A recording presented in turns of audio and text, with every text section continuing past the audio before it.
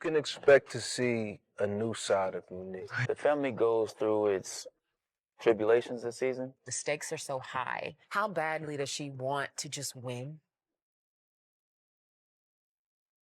And I'm gonna get mine. You could be goddamn sure of that. Power is finally back. You guys have no idea how long I've wanted to say that, because it really has been a long time since we've done any of these previews, broke down an episode, broke down a trailer, or anything that comes with Power. But Raising Kanan is finally back, and we're going to get the answers to a lot of questions we've been asking for more than over a year. The last time we saw Raising Kanan, which was Season 3 Episode 10, that aired all the way back on February the 9th, 2024. I think we might even be waiting just as long, if not longer, for Season 3, but that's a topic for a different day. For this one, we're finally going to get the answers as to how Unique survived. I think we've already got a pretty good idea from the teasers and trailers they've released over the past few weeks, but I'm pretty sure they are going to be going into a lot more detail. I want to see specifics, I want to see the effects, I want to hear what the Doctor has to say and more. In terms of the other characters and players, we're also going to see how their stories unfold, while Unique is going through his recovery. At least that's what the early kind of impression is from the early reviews and the synopsis. So with that being said, let's take a look at the episode title and synopsis. Now, this was actually posted by Sasha Penn not too long ago over on social media. I've been waiting patiently for my episode preview to finally discuss it, and the episode title is Gangsters Don't Die, and the synopsis reads: Unique endures a painful recovery fueled by hate and vengeance as other untold narratives unfold around him that fill the gaps leading up to the deadly showdown in the Season 3 finale.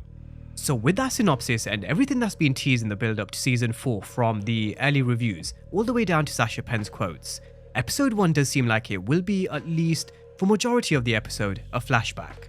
A flashback to tell the story of how Unique survived, why he's going to be fueled with so much anger, rage, hatred, and vengeance towards the Thomases, especially Rock.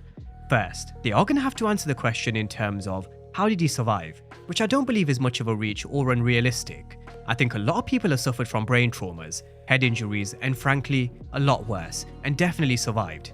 So it's actually not that difficult to give this backstory, although they still do need to make it make sense from a storyline perspective. You got a gut? Everybody think you dead and gone.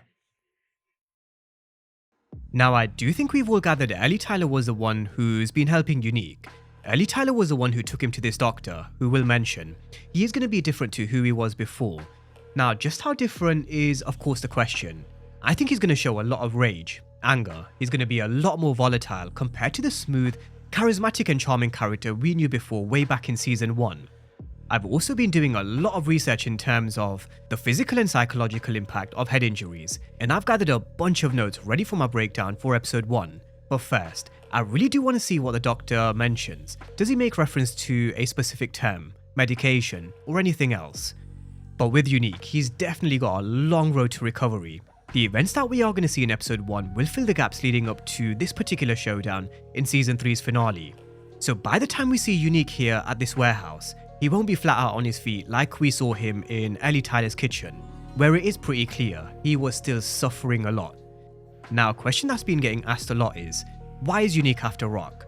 Why would Unique be going after the Thomases if it was Ronnie who made the move against him on his own? The thing is, Unique doesn't know that. It's easy for us as the audience to see it because we're watching it from Rock's point of view. We're watching it from Kanan's point of view. We're watching it from Ronnie's, Unique's. We're seeing everything as a whole. We're seeing everything as a complete picture, although I think episode 401 will definitely open our minds to a bit more. But if we were to put ourselves into Unique's shoes, what he hears, and the way he sees certain events, along with not being right in his mind, he's going to see the situation a lot different. But I'm sure the writers will answer this question because it is a big part of Season 4, in terms of Unique going after Rock and her operation. You're invisible. Now, in terms of him having this superpower of being invisible, I'm not sure if we are going to see him use it in episode 1. He may or may not, but I think we're probably going to start to see it unfold a lot more in episode 2, where he really does begin to go on the offensive.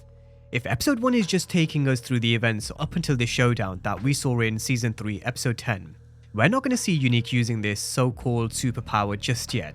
But let's move on from Unique because episode 1 won't just center around Unique. There's going to have to be a lot of other stories told in and around when Unique was recovering, which is what the synopsis teases. We will get other narratives. Now, one which I want to discuss is this conversation between Jukebox and Rock. There was an exclusive clip that was released not too long ago, which I will link down below in the description section. But the way this conversation went, the way it sounded with Rock telling Jukebox to make sure she takes this secret to the grave, I'm not too sure. It may just be me going completely crazy, but I genuinely think during these untold narratives, Rock may just be pregnant. Recently, I've been great at reading the rooms with certain situations in real life, and with this conversation, the fact that she's opening up to Juke, who she really is close with by the way, the way she's speaking, her saying she couldn't believe it herself and more, I genuinely do wonder, could it really be a possibility? I could potentially be way off, reading the room completely wrong, but that's what I first thought when I had this conversation between Jukebox and Rock, and I do wonder if that could actually be one of the so-called untold narratives in 401, because it really would be a game changer. Now, there was also this conversation between Rock and Kanan, where Kanan's working on this assignment for his grandpa Elijah Thomas, so hopefully we do learn a little more about Elijah Thomas. Now, in terms of this relationship between Kanan and Rock, I guess if episode 1 is a flashback, then we are going to see this relationship pick up from where it was around mid-season 3, when Kanan was forced to come back and live with Rock. That was because he was going through this whole court case with a social worker, which explains why he's at Rock's and not his apartment. We also have to remember, if the events of season 3 episode 10 haven't happened yet, then Detective Howard is also still alive. So I'm not too sure whether we are going to get to Kanan's reaction of Detective Howard's death in 401, but we definitely will at some point early in season 4. Now, there's also this conversation between Marvin and Stefano. Stefano wants him to give his son-in-law a good talking to, who goes by the name of Tommaso. Now, when this exclusive was released, I did raise 2 particular points I did think we needed to be mindful of when it comes to this situation between Stefano and Marvin. Number 1, does Rock know that Marvin is here? Because I highly doubt Rock would approve of this, especially because of what happened with Tony Deep in season 2. And that actually brings me over to point number 2. Could this lead to a big fuck up, which eventually causes a problem between the Italian crime families, eventually having a knock-on effect on Marvin and Rock? I say this because Marvin does have a history of fuck-ups. This Marvin is definitely different. He's not the same Marvin from season 1 who was constantly making mistakes and messing things up, but I still don't think we can rule it out completely either. So my thought process around this situation is, 1, does Rock know that Marvin is here? And 2, could this cause a bit of a mess? Now with Lou, if 401 is going to show us the events in the lead up to what happened in season 3 episode 10 in terms of the showdown, then I assume Lou is probably still struggling with alcohol and going through his own shit. We know he was really struggling towards the back end of season 3. I think we can even make a case where he's been struggling ever since he got rid of D-Wiz all the way back in season 1. But him opening up to Scrappy's mom and then having to take her out, that just made things completely worse. Rock bottom for Lou. So if we are going to get untold narratives, then I assume we're probably going to get 1 or 2 from Lou, which shows a different perspective to how he was still struggling, how he was still drinking, spiraling out of control, and the events that led up to him being taken to Cedar Shores. So let's see what else happens with Lou. Now, overall, this episode is here to definitely tell us how Unique survived, what his mental state is going to be going into the rest of season 4, but I do think the other narratives will definitely hold some weight as well. I do want to see if I've read the room in terms of Rock. Is this secret a potential pregnancy? Because if it is, it definitely is a game-changing moment. If the events of season 4 episode 1 is also taking us back to the events that led us up to the showdown in 310, then another question that we've all been asking for in terms of what happens with Famous definitely won't be answered in 401, and I don't expect it to either. I don't expect every single question or mystery to be answered in 401. We know the pacing of Raising Kanan is a lot different to the likes of Power Book 2 Ghost and also Power Book 4 Force, so the Famous question, I'm sure we're probably going to touch on it a bit later on. For characters like Jukebox, again, we know she was in 2 minds about joining the army. Do they give us a bit more? Will they make it make sense in terms of her choice whether she joins or whether she doesn't? Because I think she will. A teaser with Marvin saying Juke is back, that tells me she's been gone for a while. But for this episode, I'm really looking forward to seeing Unique, his injuries, what his mental state is in going into the rest of season 4. Does he make any moves in the background? Has he been watching Rock and the Thomases, and what's his general thought process? How has he got to his conclusion?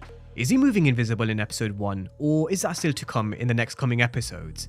Definitely excited to see them answering a lot of these questions around Unique. But there we have it, the first preview for Raising Kanan season 4, and hopefully for what will be a great season ahead. I personally think we're going to be in for a wild ride. I think it's going to be one of the best seasons we've seen for a while. And like I've mentioned on X, I think we're definitely going to be in for a few big moments. But let me know your thoughts down below in the comment section. Let me know your early thoughts, theories, and final predictions. But as always, thank you guys for watching, and I'll see you next time.